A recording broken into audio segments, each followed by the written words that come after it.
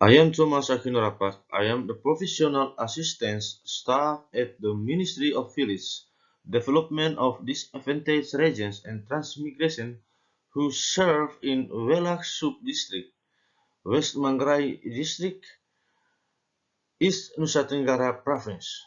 The title of my article is Sustainable Village Community Development through Village-Owned Enterprise.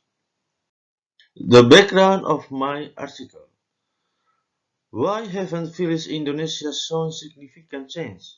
According to me, one of the most dominant factors is economic institutional systems and mechanisms in rural areas do not work effectively. A few approach that is expected to stimulate and drive the economic in rural areas is through the establishment of economic institutions that are fully managed by rural communities. The institution is called a village-owned enterprise. Thus, the presence of the business entity is a strategic step in carrying out development in the village. In this paper, the author will show the extent to which the role of village-owned enterprise.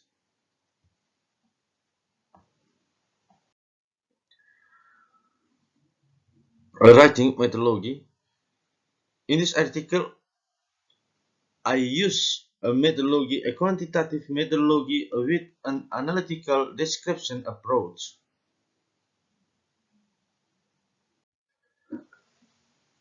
Discussion: Village-owned enterprise and the main principle of the village law. The first, the definition of village-owned enterprise. In this article, I use the definition according to the law number 6 of 2014 and according to the government regulation number 11 of 2021. The second, purpose village-owned enterprise. The first, carrying out economic business activities. The second, perform public service activities. The third, gain profit or net profit. The fourth, utilization of village assets. And the last, developing a digital economic ecosystem in the village. Village-owned enterprise and nawacita. The establishment of village-owned enterprise is positioned as one of the policies to realize the first, third, fourth, and seventh nawacita of the Jokowi government, with the following meanings. The first, the policy strategies to present state institutions in the life of the society and state in the village. And the second, the policy strategies for developing Indonesia from the periphery. And the last, the policy strategies to improve the quality of life of Indonesian people in the village. Village-owned enterprise and village tradition. The core ideas of the village tradition in establishing village-owned enterprise are: the first, need social capital; the second, inclusive politics; the third, a form of village economic enterprise that is collective in nature; the fourth, a business entity that accommodates all activities in the economic sector and/or public services; and the fifth, become a learning arena for village residents in forging capacity; and the last, transformation of programs by the government.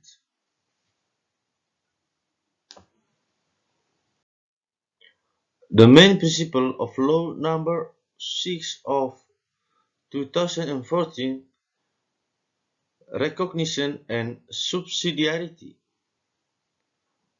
The principle of recognition is recognition of the rights of origin, and the principle of subsidiarity is the determination of local scale authority and local decision making for the benefit of the village.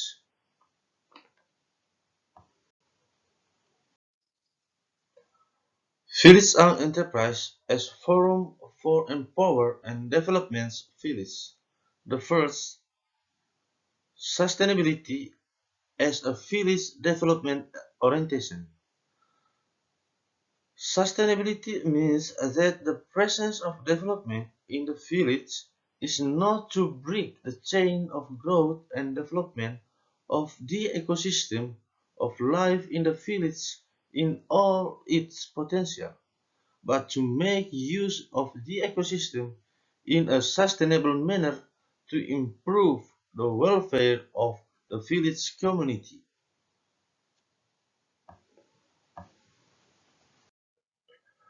The second, village-owned enterprise as a catalyst for achieving sustainable development goals. As a catalyst, village-owned enterprise provides the following benefits. The first, the driving force of the village economy. The second, revitalization of the agricultural sector in the village. The third, increase a spirit of saving. The fourth, generate entrepreneurial spirit. The fifth, create jobs. And the last, shorten the trade chain.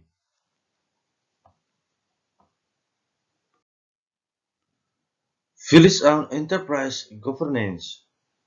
The governance of village-owned enterprise is important and determines the success of a village-owned enterprise. Governance includes the first, community involvement in the formation. The second, community involvement in implementation. The third, determination of the type of business. The fourth, bookkeeping system and financial reports. The fifth, monitoring and evaluation. And the last, management accountability reports.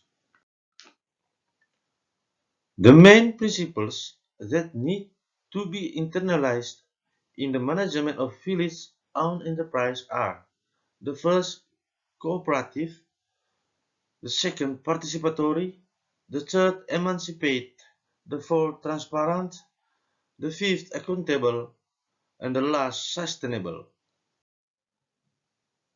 Conclusion: it is believed that through village-owned enterprise, the economic movement in the village will develop and strengthen. Strengthening the economic movement in the village will have such a big impact on the village community, and the progress of the Indonesian nation will be achieved. The presence of the village-owned enterprise is expected to be able to trigger the strengthening of economic institutions in the village. Strengthening economic institutions in the village will motivate village communities to be active and move according to their capacity.